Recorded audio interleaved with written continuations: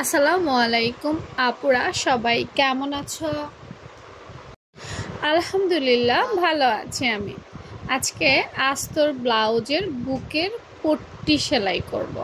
তো দেখো আপু, একদম টোটালি সব কিছু করে ফেলার পর এখন মাঝখান দিয়ে কাটছি। বলতে পারো যে আপু কেন আগে কাটেন নাই কেন, সেটা নিয়ে একটা গল্প বলি, শোনো। সত্যি সত্যি গল্প।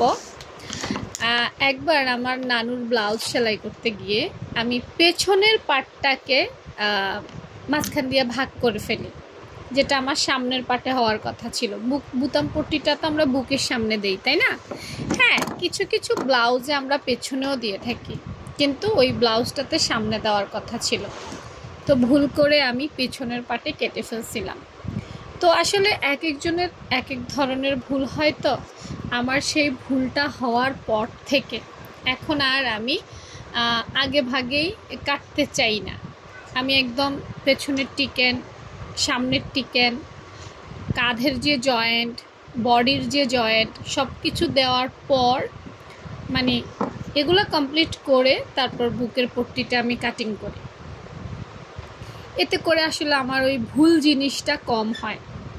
সেলাই কাজে ভুল হওয়াটা খুব স্বাভাবিক, এটা একটা মুদ্রা দোষের মতো। যতই মনোযোগ দিয়ে করি না কেন, তারপরও জিনিসটা ভুল হয়ে যায়। তো সেজন্য তো দেখো, একটা পাশে হবে বোতাম ঘর, একটা পাশে হবে বোতাম পট্টি। যদিও শাড়ির ব্লাউজে বোতাম দেওয়া ঠিক না, বোতাম দিলে বোতাম ঘর কাটতে হয়, এতে করে সেলাই খুলে যাওয়ার সম্ভাবনা থাকে, ফিনিশিং ভালো আসে না। তাই সবসময় ব্লাউজের মধ্যে হুক দেওয়াটাই বেটার আমার কাছে মনে হয়। আসলে এক একজনের কাছে এক একটা মানে মনে হতে পারে, এটা খুব স্বাভাবিক ব্যাপার, তাই না? তো তোমরা শাড়ির ব্লাউজে কি ব্যবহার করো সেটাও আমাকে জানাইতে ভুলো না।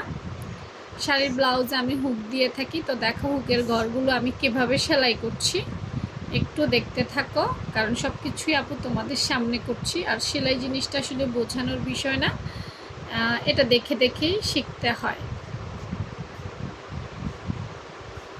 দেখতে পাচ্ছ ঠিক আপু এভাবেই কাজ করে যাচ্ছি।